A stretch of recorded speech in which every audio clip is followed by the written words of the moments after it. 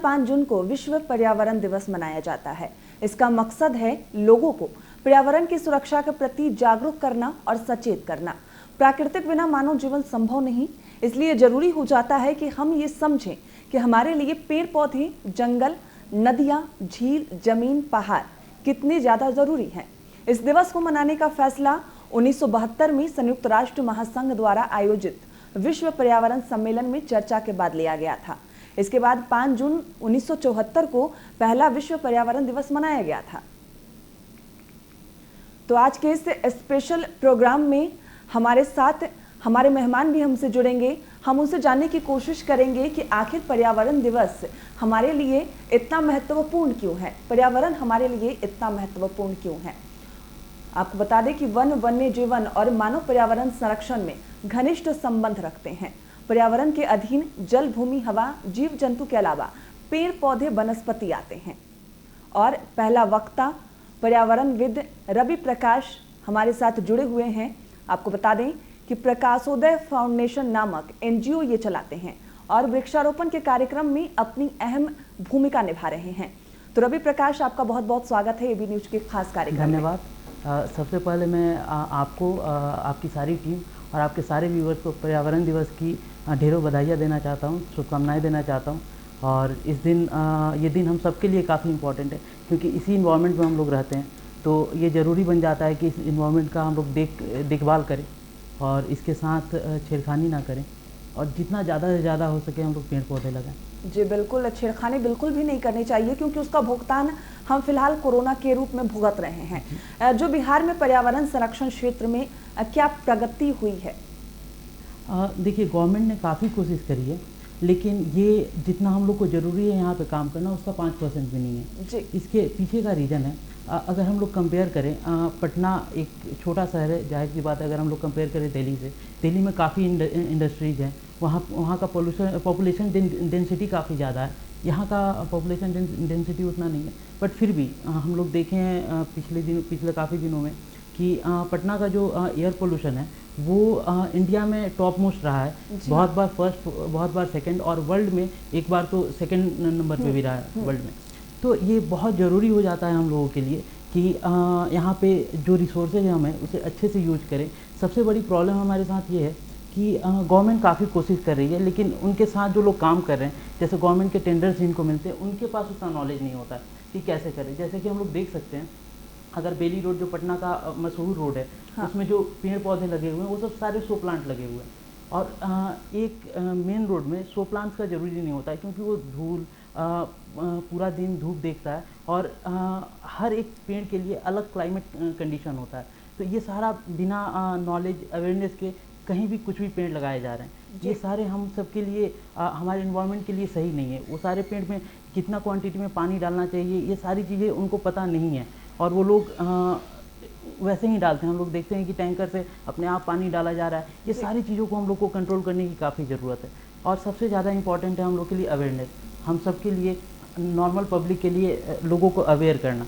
ये गवर्नमेंट को प्रोजेक्ट लेके आना चाहिए। जी बिल्कुल है। तो पर्यावरण के लिए अवेयर रहना बहुत ज़्यादा ज़रूरी है। रवि प्रकाश, अभी आप पर्यावरण के क्षेत्र में किस तरह का कार्य कर रहे हैं? हमारा जो ऑर्गेनाइजेशन प्रकाशोदय फाउंडेशन है, इसके अंदर हम लोग 2020 में एक इनिशिएटिव लेके आए, जिसका नाम ग्रीन कॉम्पस हम लोगों ने रखा, जिसका tagline navigating to green ways है। मतलब हम लोग को जो एनवायरनमेंट है उसके तरफ जाना है, उसी की ओर काम करना और उसके साथ ही रहना है। तो इसके लिए हम लोगों ने पूरा प्रोजेक्ट बनाया। इसमें हम लोग 3 लेवल से काम कर रहे हैं। सबसे पहला जो लेवल है, जिसमें प्लांटेशन हम लोग कर रहे हैं, हम लोगों ने टारगेट रखा है कि 1 मिलियन यानी 10 लाख पेड़ हम लोग को बिहार में लगाना है। दूसरा हम लोग इसमें कर रहे हैं अवेयरनेस, जैसा कि मैंने अभी बताया आप लोगों को, बहुत ज़रूरी है। हम लोग ये प्रॉब्लम एक्चुअली बहुत लोगों को लगता है ना, बड़ा प्रॉब्लम है नहीं, तो हम लोग को पता नहीं है कि हम लोग को क्या करना चाहिए। जैसे कि बहुत सारे ऐसे एग्जांपल्स हम लोग के पास मौजूद रहते हैं, या हम लोग करते हैं डेली लाइफ में, जो हम लोग को नहीं करना चाहिए। कहीं ना कहीं वो हमारे एनवायरनमेंट को नुकसान करेगा। इसीलिए हम लोग अवेयरनेस कैंपेन लेके आए, जिसके अंदर हम लोग वर्कशॉप करेंगे। हम लोग अपने जो लोग हैं, अपने जो बिहारी हैं, उन सबको एजुकेट करेंगे एनवायरनमेंट के लिए, जिसमें हमारे साथ एक्सपर्ट जुड़े रहेंगे।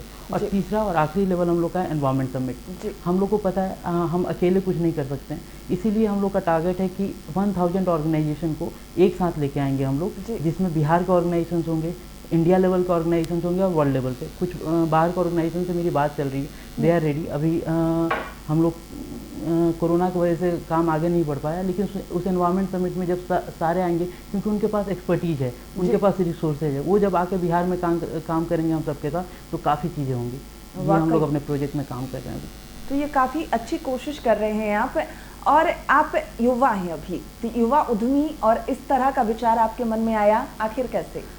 बीइंग एंटरप्रेन्योर, हम लोग हमेशा जहाँ प्रॉब्लम दिखती है वहाँ अपॉर्चुनिटीज ढूंढते हैं।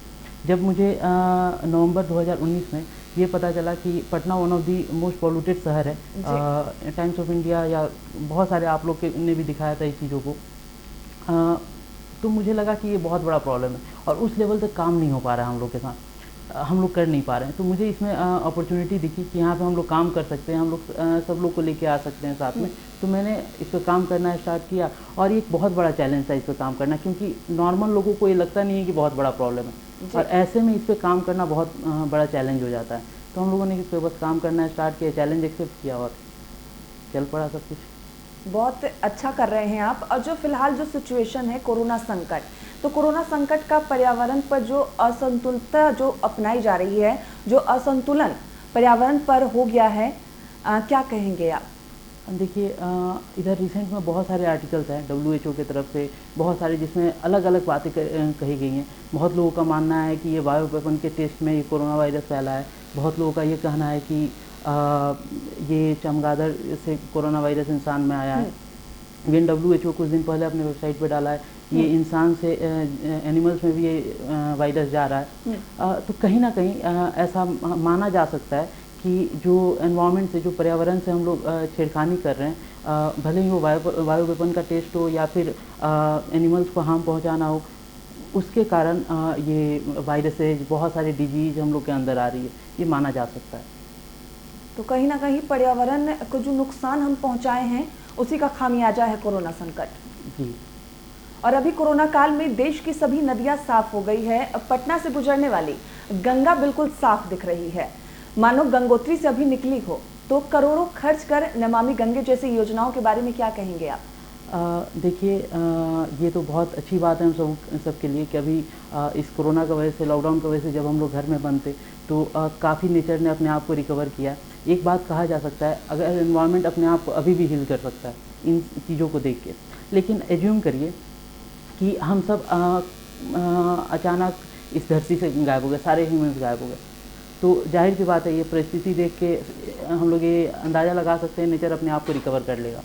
लेकिन एक साथ हम लोग एज्यूम ये भी करें कि अचानक से अभी से लॉकडाउन खुल जाए, सब कुछ आम हो जाए, तो क्या ये जो नमामि गंगा अभी गंगोत्री से, जैसा आपने बताया वैसा लग रही है, पवित्र गंगा हमारी एकदम साफ लग रही है, तो क्या वैसा वो रह पाएगा?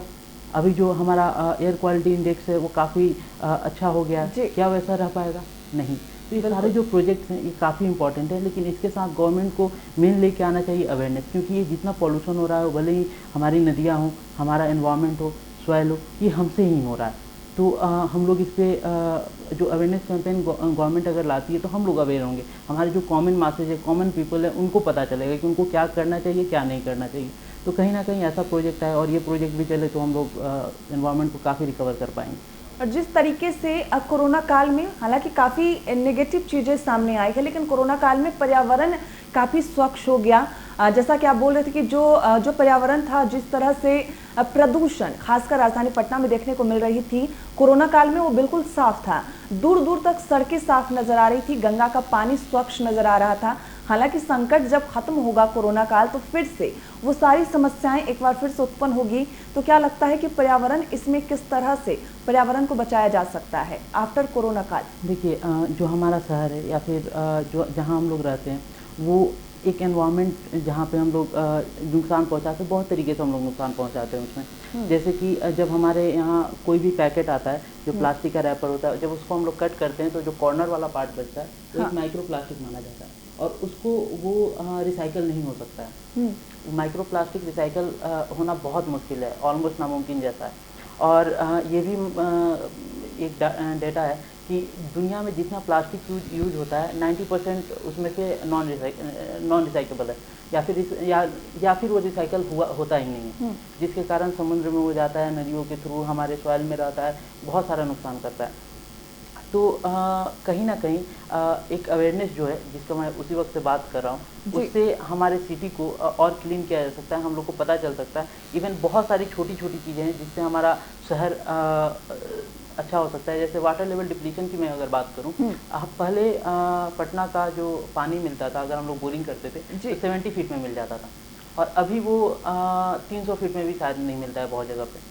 तो कहीं ना कहीं ये रेन वाटर हार्वेस्टिंग की कमी है। यहाँ पे ऐसा प्लान नहीं है। हम लोग 40-50 लाख रुपए का घर बनाते हैं, लेकिन 30-40 हज़ार का एक रेन वाटर हार्वेस्टिंग का काम नहीं कर पाते। पूरा शहर को हम लोग कॉन्क्रीट कर चुके हैं, तो जो भी पानी आता है वाटर लॉगिंग हो जाता है। जैसा कि हम लोगों ने पिछले साल देखा, बाढ़ आया, वो ज़मीन तक पानी नहीं जा पाता है। तो ऐसा बहुत सारा छोटा छोटा चीज़ है जिसको हम लोग करके अपने एनवायरनमेंट को बचा सकते हैं आगे जब लॉकडाउन खुलता है तो। और हम लोग को करना भी चाहिए। इवन गवर्नमेंट को एक मौका मिला है भी हम लोग को 2-3 महीने का, जिसमें हम लोग को एक अच्छे प्लान के साथ आना चाहिए एनवायरनमेंट के लिए। बिल्कुल, और प्लान काफ़ी दमदार भी होना चाहिए।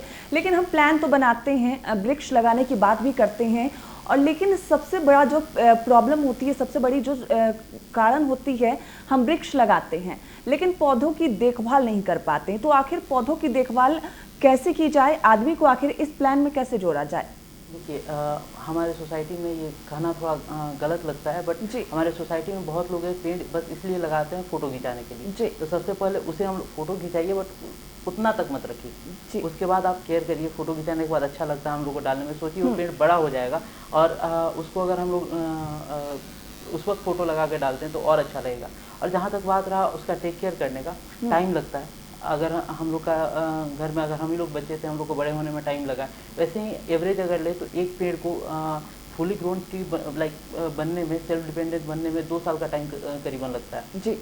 तो वो 2 साल हम लोग को उनका ख्याल रखना पड़ता है। और इससे थोड़ा सा अगर बरसात के टाइम में अगर हम लोग पेड़ लगाते हैं तो थोड़ा सा टेक केयर हम लोग को कम करना पड़ता है, क्योंकि उस वक्त हमारा एनवायरनमेंट ही ऐसा रहता है, बारिश होती रहती है, तो अपने आप हो जाता है। तो बस मौसम देख के, और थोड़ा सा अवेयरनेस इसमें भी चाहिए कि लाइक अगर आप लोग हमारे वर्कशॉप में आते हैं तो उसमें हम लोग सिखाते हैं कि किस प्लांट को क्या चीज़ की ज़रूरत है, किस जगह पे उसको लगाना चाहिए, उसके लिए कैसा लाइक वेदर होना चाहिए, कैसा एनवायरनमेंट उसको चाहिए, कितना पानी उसको देना है। तो ये सारी चीज़ें अवेयरनेस से ही आएंगी। बिल्कुल, तो ज़रूरत है अवेयर रहने की, और ज़रूरत है हमें अवेयर रहें, तभी पर्यावरण सुरक्षित रह सकता है। क्योंकि जिस प्रकार से पेड़ तो हम लगा लेते हैं लेकिन उसकी देखभाल नहीं कर पाते।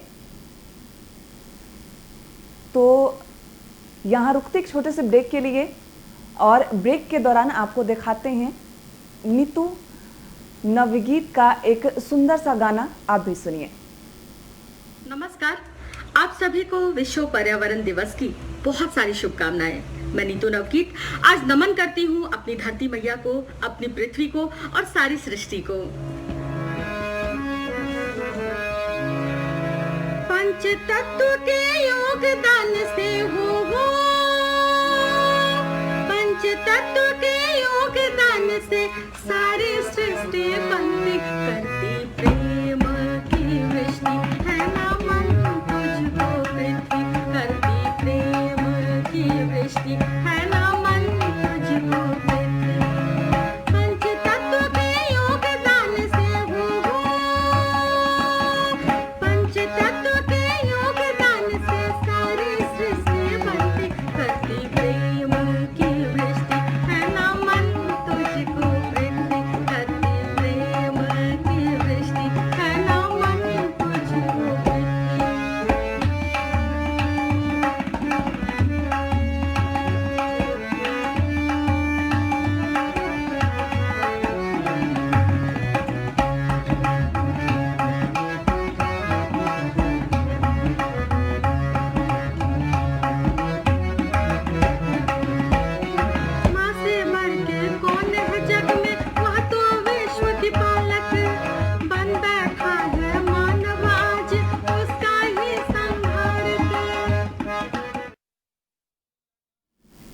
तो आपने सुना नीतू नवगीत को, जो पर्यावरण को लेकर काफ़ी सुंदर संदेश दे रही थी कि हमें आखिर पर्यावरण को कैसे बचाना चाहिए। तो आपने गाना सुन लिया, लेकिन अभी हम ये डिस्कशन को जारी रखेंगे। कई और पर्यावरण की महत्वपूर्ण सवालों से आपको रूबरू कराएंगे, उनके जवाब आप तक पहुंचाएंगे। यहाँ रुकते एक छोटे से ब्रेक के लिए।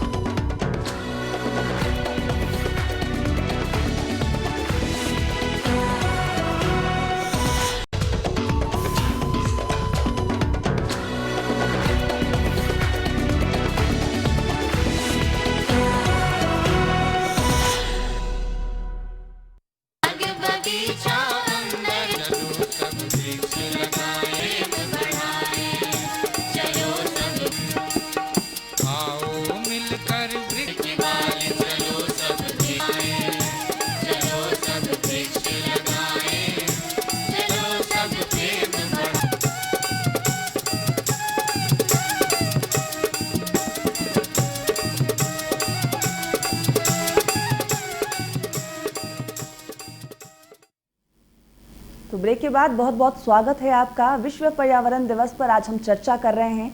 हमारे साथ हमारे मेहमान रवि प्रकाश हमारे साथ मौजूद हैं और हम उनसे जानने की कोशिश कर रहे हैं कि आखिर पर्यावरण दिवस के दिन ऐसा क्या करें, क्या कुछ ऐसा करें कि पर्यावरण को हम संतुलन बनाकर रखें और इस तरह के जिस तरह के कोरोना संकट ने हमें परेशान किया है, भविष्य में इस तरह का कोई संकट हमें नुकसान ना पहुंचाए।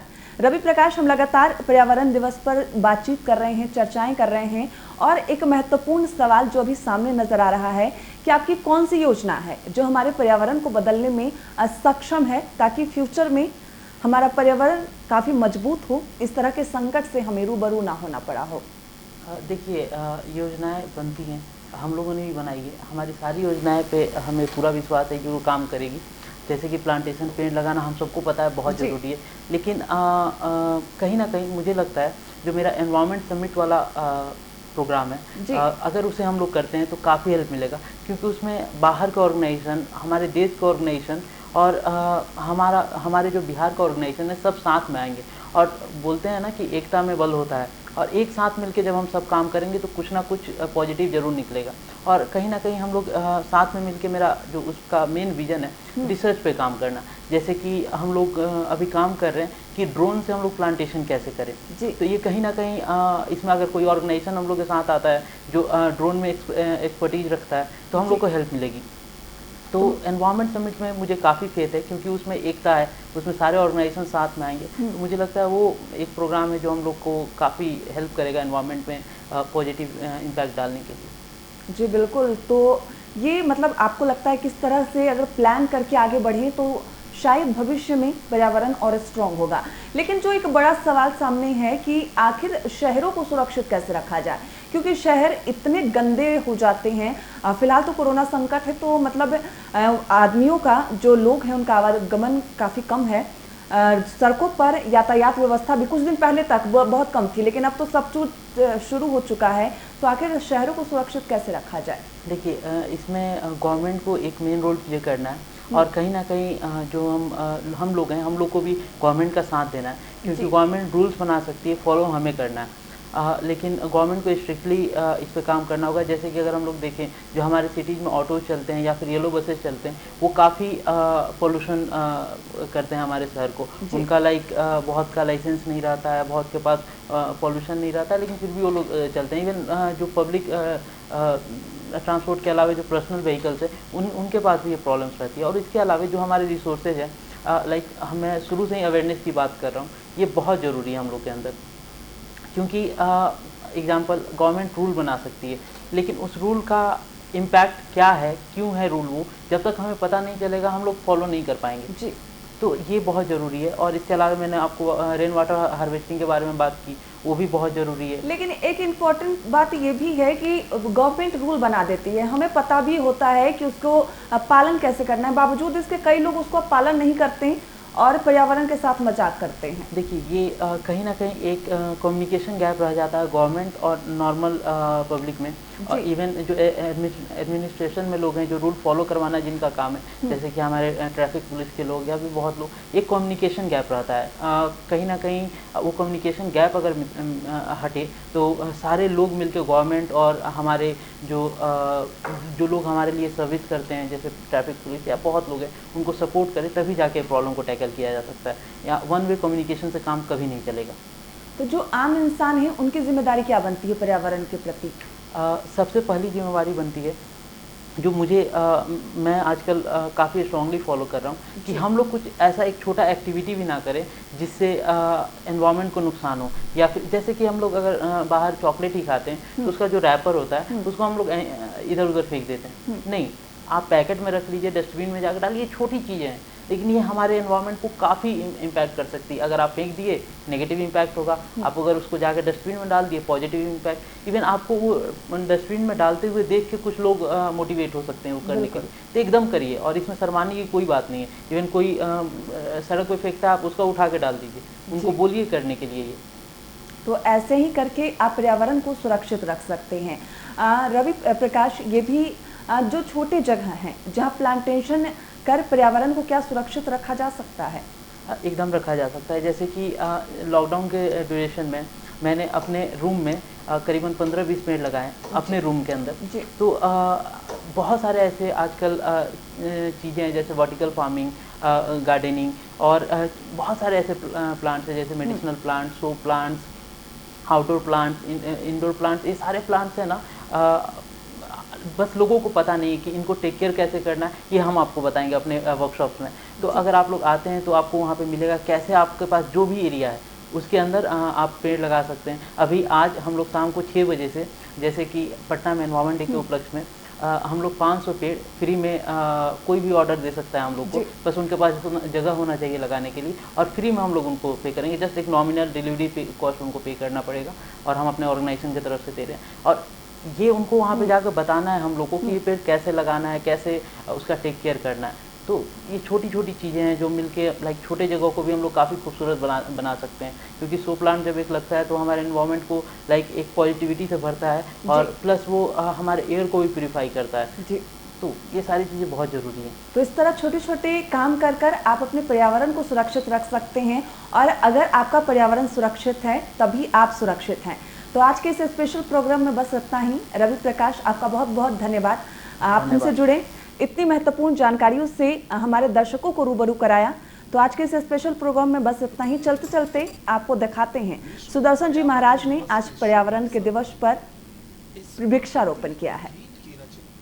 विश्व पर्यावरण दिवस के शुभ अवसर पर इस प्रकृति गीत की रचना आचार्य श्री सुदर्शन ने की है। आओ मिलकर वृक्ष लगाएं,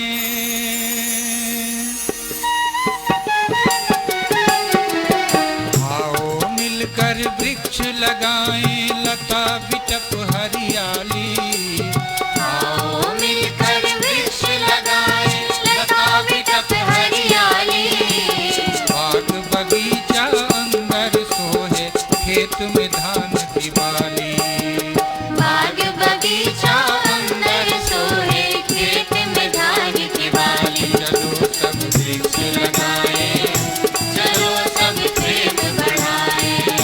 चलो सब वृक्ष लगाएं, चलो सब प्रेम बढ़ाएं। आओ मिलकर वृक्ष लगाएं, लता बिटप हरियाली। आओ मिलकर वृक्ष लगाएं, लता बिटप हरियाली। बाग बगीचा अंदर सोहे, खेत में धान की बाली।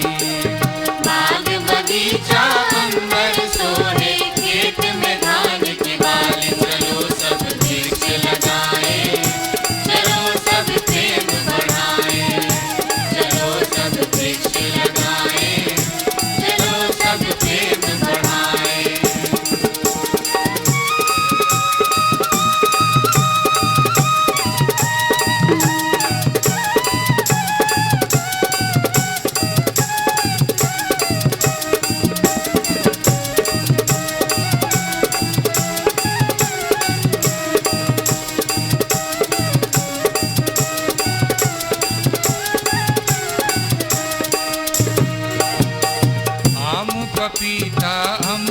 श्रीफल इमली स्वाद बढ़ाई हो। आम पपीता अमरूद श्रीफल इमली स्वाद बढ़ाई। झूठे बेर खिलाकर शबरी, झूठे बेर खिलाकर शबरी राम से आशीष पाई। झूठे बेर खिलाकर शबरी राम से आशीष पाई। झूठे बेर खिलाकर शबरी राम से आशीष पाई। चलो सब वृक्ष लगाए, चलो सब प्रेम बढ़ाए। चलो सब वृक्ष लगाए, चलो सब प्रेम बढ़ाए।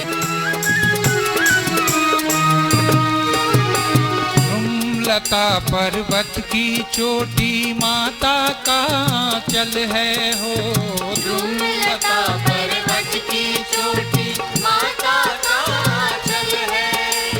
पूरब से पश्चिम तक उपवन हरा भरा मधुबन है हो। पूरब से पश्चिम तक उपवन हरा भरा मधुबन है। वृक्ष लता धरती माता का, वृक्ष लता धरती माता का पुत्र समान तनय है। मत छीनो वात्सल्य सुदर्शन माँ का दिल कोमल है। मत छीनो वात्सल्य सुदर्शन माँ का दिल कोमल है। चलो सब शीश झुकाए, चलो सब प्रेम बढ़ाए। चलो सब शीश झुकाए, चलो सब प्रेम बढ़ाए। आओ मिलकर वृक्ष लगाएं लता बिटप हरियाली। आओ मिलकर वृक्ष लगाएं लता बिटप हरियाली। बाग बगीचा अंदर सोहे खेत में धान की बाली। बाग बगीचा अंदर सोहे खेत में धान की बाली। चलो सब वृक्ष लगाएं,